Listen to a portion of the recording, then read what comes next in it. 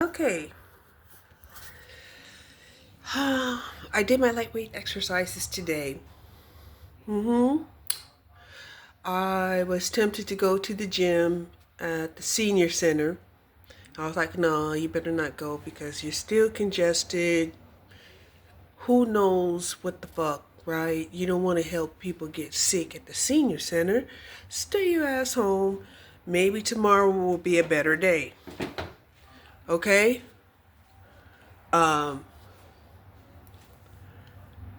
Yeah. So, I'm on my treadmill, getting ready to start walking.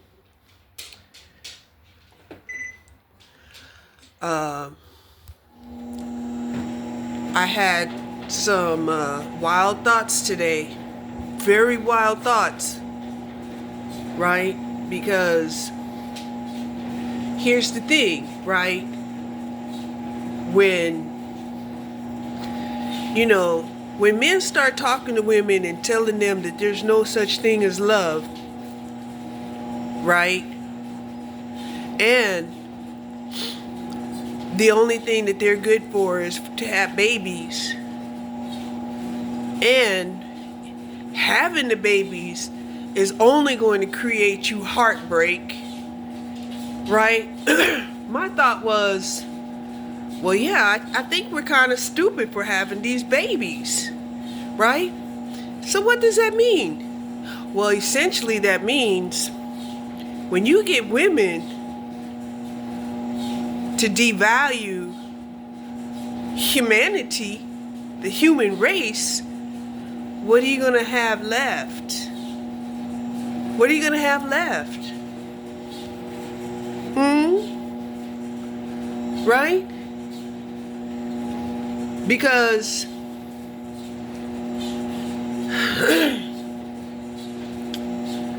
now, when the boomers was around and we knew what kind of shit the boomers went through, we knew that they were still facing a lot of problems with, the industrial age and getting over World War II, right?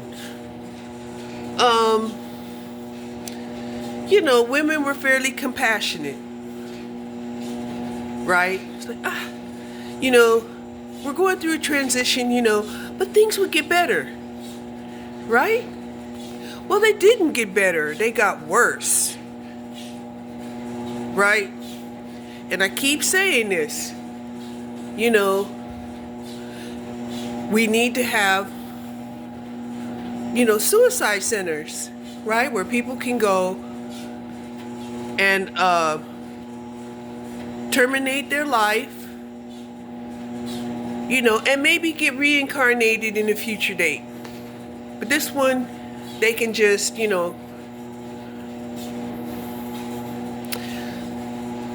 can call it an end of the day. Okay? Because we have so many people who are unhappy. We have so many people who hate life. We have so many people who don't believe in love. We have so many people who don't believe in God. We have so many people who don't believe that we should really, take care of one another. We have so many people who truly feel like they entered into a world where they're really not wanted, right? And honestly, if I had to do it all over again, I probably never would have gotten into a relationship at all if I had the choice, right? But I'm going to tell you, most of the time, I was pretty much stopped on my way going from and to somewhere, and somebody, well, let me give you a ride, That happened to me, right? I got adopted when I was like 16 years old. I got adopted by a single woman, a widower. And anyway, I had came across this guy. And this guy, he would always pop up wherever I was. I was like, wow, what are you doing here? You know, and he was like, I was hoping to run into you. I was hoping to run into you. We didn't use the word stalking back then. No, we didn't. We did not use the word stalking back then. Right? And so what this guy would do is he would offer to give me a ride where I was going, right? Oh, get into the car, you know, just get in. You know, I'll take you where you want to go. I would get into the car. And next thing I know, we ended up where he wanted to go, and I didn't make it back home for a day or two, right? I didn't think of it as me being abducted for 1 or 2 days. I did not even think of it in those terms because I was naive, but that's exactly what happened, right? I was headed somewhere, and when my adopted mother asked me, you know, what happened to you? Where have you been? You know, you had me worried, you know, and I was like, you know, I don't think this adoption thing is going to work out between me and this woman because she needs a companion. She thought she was going to get herself a companion, and I can't be a companion if, you know, I'm being abducted every now and then. Right? So, we came to the agreement that it's not going to work out, and yeah, you know, I was a resentful teenager coming to that conclusion. I did kind of retaliate. I'm sorry, but I did.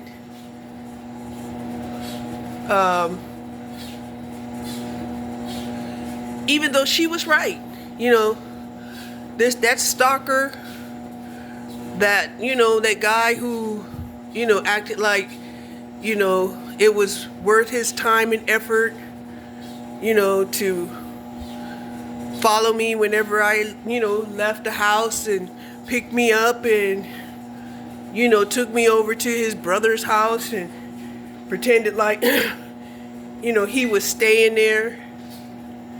And even, it even went so far as this guy actually having a family that I didn't know about, right? And, you know, I was taking everything on face value about what I was being told by that person, right? That he was single, he was staying with his brother, you know. He ended up getting an apartment, moving me into the apartment. And I was like, you know, being taken care of, right? Nice clothes, had freedom, you know. And, you know, but no commitment of marriage in the future at all. Okay? So, yeah, like that was a terrible relationship. I mean, hindsight,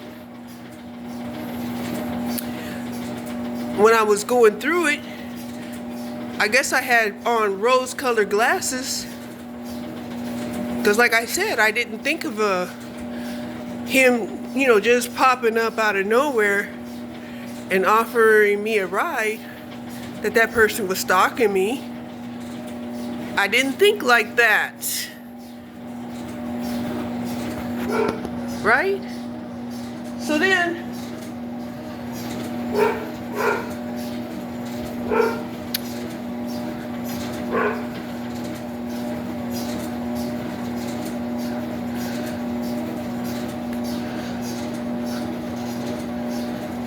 and that was one of my better relationships. Right? It didn't involve no violence. It didn't involve no cheating. Yeah,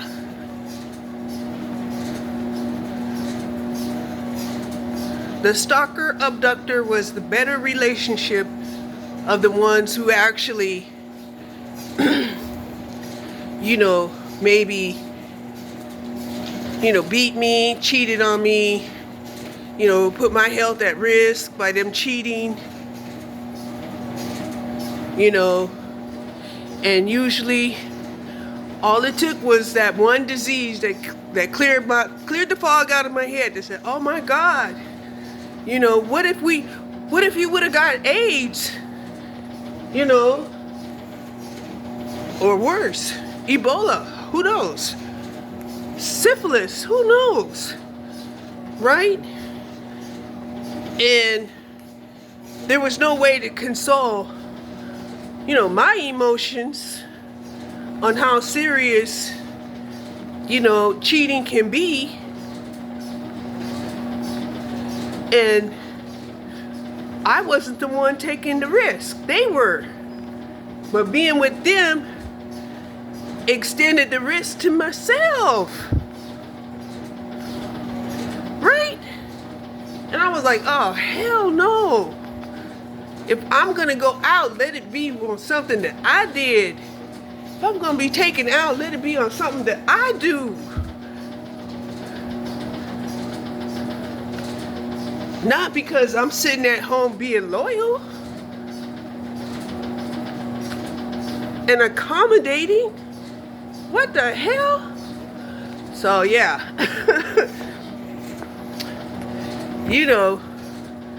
That one episode to the doctor's office and you're like, oh shit.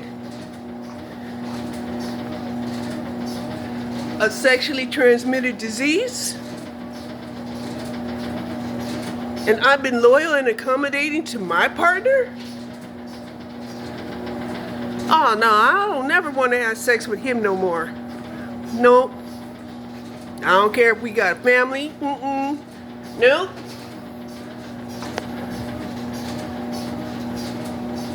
So, here's another thing though, like I was saying, we get into these relationships with these rose-colored glasses and, they cheat and they're like, oh, okay, well, you're not going to have sex with me no more? Like, nope, you brought home a disease, I don't trust you no more. And they're like, well, this means we're going to have to get a divorce. And you're like, yeah, I'm ready, right? So you're going ahead thinking that, this is all understandable and civilized and everything, but it's not. My first marriage, he was like, if we get a divorce, I ain't gonna have nothing to do with you. I ain't gonna have nothing to do with the kid. And you're not getting no child support out of me. You just better be ready for welfare. I was like, well, I think welfare is better than risking my life with your promiscuous ass. Right? I'm serious. So he was like, okay. So he went underground, however he managed to do it. Probably used a business name, either, a business license of his or his woman's business license. I don't know. But it doesn't matter. But the one thing I will tell you is it's a lot of suffering, to try to raise a child by yourself and not be in the ghetto. It's very, very hard. And it's even harder to raise a child with a man that's not the father of your children. It's very hard. And we hear a lot of people, when they get grown, how they had what would have been considered in ancestral type of relationships, but the men, they're like, they don't see it as ancestral because they're not blood related, even though they're technically a family, right? So then it's like, how do you manage an extended family situation like that, where at any time the man will say, that child is not my blood, therefore I can have sex with that child, even though I'm having sex with that child's mother. Like, whoa. Yeah, blow your wig off, right? So then that's not the worst of it. The worst of it comes when the children start getting a little older. They're involved in activities. The children want both parents to be there, and the parents, they may be in other relationships. They may have another family, right? So picture this, right? Y'all are at graduation, right? And one side of the family is sitting over there, right, with the new family, and then the other side of the family is sitting over there with a new family. So both parties have, new families. Now sometimes they don't, right? Sometimes the mother is probably the one that didn't get into a new relationship. She might just be sitting there by herself, and maybe with the siblings. But even the siblings would be sitting there talking about, well, should they sit with the mom, or should they go sit with the father in his new family?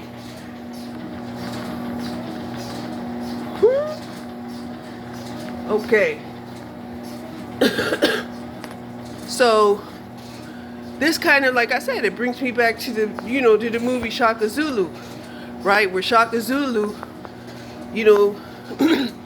had became this outstanding warrior, right? And so the father called him in and said, you're an outstanding warrior. We want to bring you into the royal family and give you a royal position. And he was like, yeah. And my mother? He was like, nah, your mother can't come. And Shaka Zulu was like, oh. So all of these things that he had been seeing all of his life, since he was a child, was true. Even though his mother never came across as anything but a pure high priestess queen that she was, right? So yeah, you gotta watch Shaka Zulu to see the end. It's beautiful. It's beautiful, but tragic. So I'm saying all of that because I love my daughters.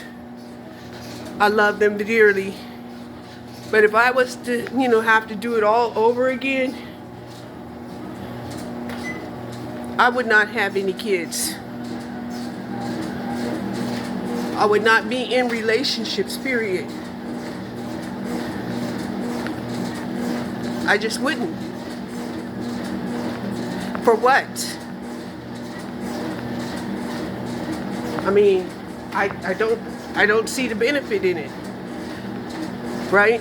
And even if they say, well, the human race needs to keep repopulating itself, it's like, for what? For me to watch them die? Right? Let me find out. Hold on. Okay, I looked up some statistics where parents,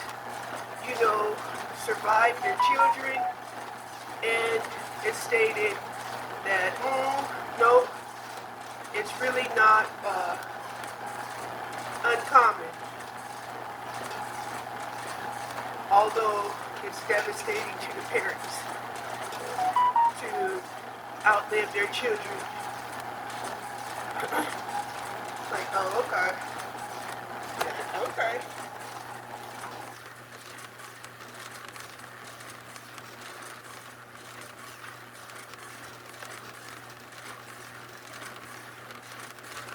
This is why June.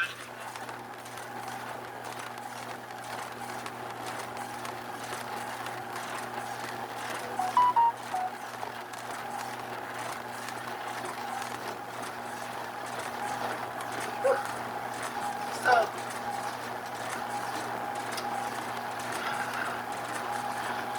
coming up on the half-mile mark, for whatever reason, seems like I don't really want to do this walk, but I force myself.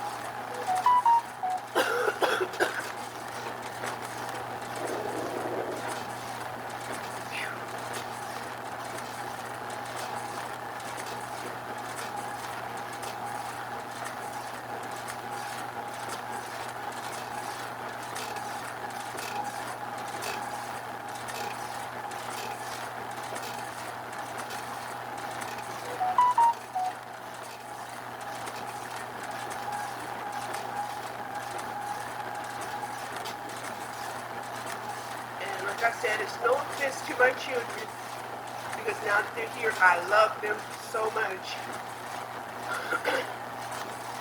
But it offends me that they have to go through the same thing that I went through. It offends me.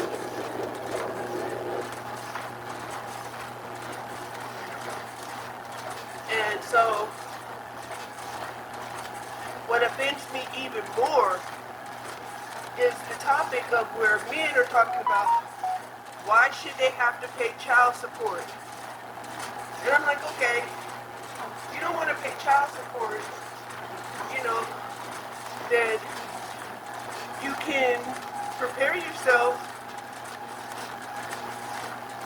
to have more orphanages being established.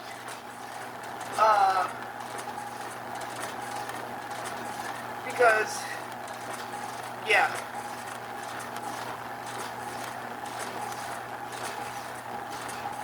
you're having these babies that you don't want to take care of, and then, even when you say, well, the government's going to help you take care of them, and it's like, yeah, but the government is only paying chicken feed to raise these babies, right? And now, the chicken feed that they're giving you, you're going to have to work for. So, what does that mean? That means automatic in slavery. Automatic. You get on welfare, you're going to have to work for the welfare for free.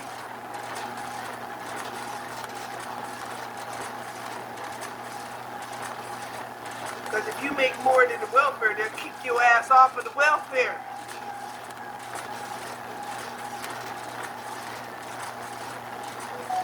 So, what are you going to do, ladies? You going to keep having those babies? Or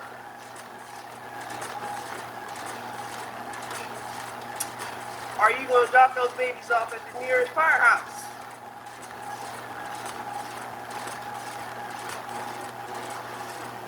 Now, I ain't going to shame you for dropping them off at the nearest firehouse. I'm not. But society will want to shame you, right? Society will want to come up with a law that said, oh, you dropped your child off at the firehouse. Therefore, you deserve to be in prison. Another reason why They should have suicide centers. Okay? Okay. Because they keep trying to force women, and they don't want to take care of the women. They don't want to take care of the babies.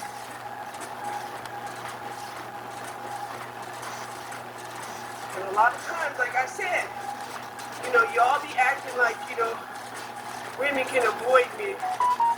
Can't avoid men in the workplace. You can't avoid men in your community.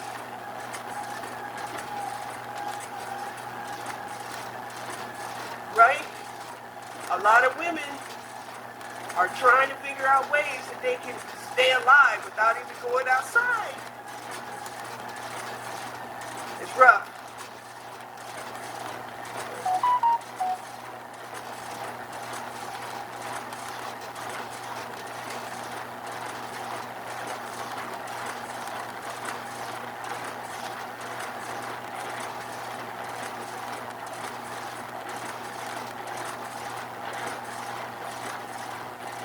And I'm gonna tell you, once my daughters got brainwashed by these men, emotionally, I had to write them off. Emotionally, like, oh wow, you're gonna let some man tell you that your mama is a bitter old crone who wasn't successful in her relationship, and that's a good reason for you not to listen to your mother and to listen to him? Okay, no problem.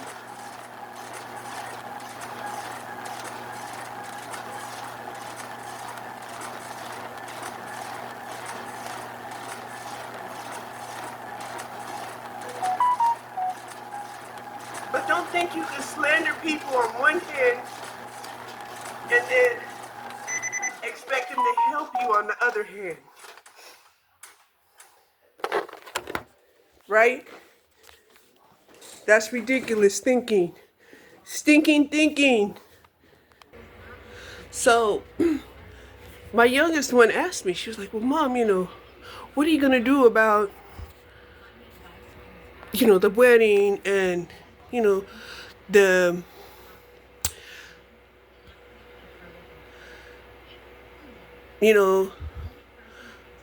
the baby showers and the birthdays and stuff like that.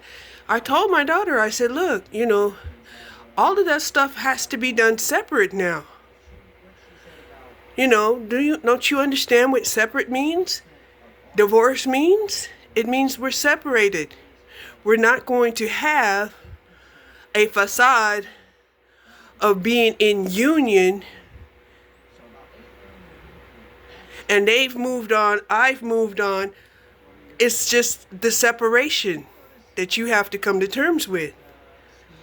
And she was like, wow, wow, wow, wow. That's all she could say. But that's the way it is. Because my mind keeps going back to, when Eddie Murphy had attended, one of his daughter's marriages. We don't know which baby mama. Oh, it was the main mother. It was the main woman. The main mother had 5 of his kids. Then he had 4 other baby mamas that was there in the background as part of his entourage. And he had a concubine that was like getting ready to give birth to one of his children, right? And it's like, wow, wow. So all of these women had accepted this hierarchy, right? And even though the main woman may consider herself the main woman because, she was the first wife and had 5 kids with him, was she really the main queen? Is she really being treated better than all of the rest? Interesting. We would like to know the details, wouldn't we? I would. But then there was these other 4 women that had babies by him who were standing in the background, well, sitting on his side of the ceremony, you know, and it was just like, wow. And then he had his current concubine that he hadn't married or anything like that, but she was pregnant with his baby. And it was just like, this is so nasty. It's so nasty. It is nasty, ugly, right? And even though all of the women seemed like they had their shit under the control, right? Only one that might have had an attitude about it was, you know, wife number 1. It's like, why did you bring all of, you know, your baby mamas to the wedding? Right? Of course, he might be like, well, you know, all my kids need to know, you know, who their relatives are. Okay. So, that's a good thing, because that's going to be my next subject, is all of the kids now knowing who their actual relatives are, who their extended family is, right? And at the same time, seeing the value that is placed on them by this man in comparisons to their other half brothers and sisters. What the hell?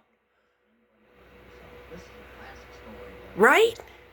We're talking about Eddie Murphy, right? Eddie Murphy was like, oh, well, he's got so much money, he can impregnate, you know, 20 wives and still have enough money to take care of all of them. Really? The kids too? Let's find out.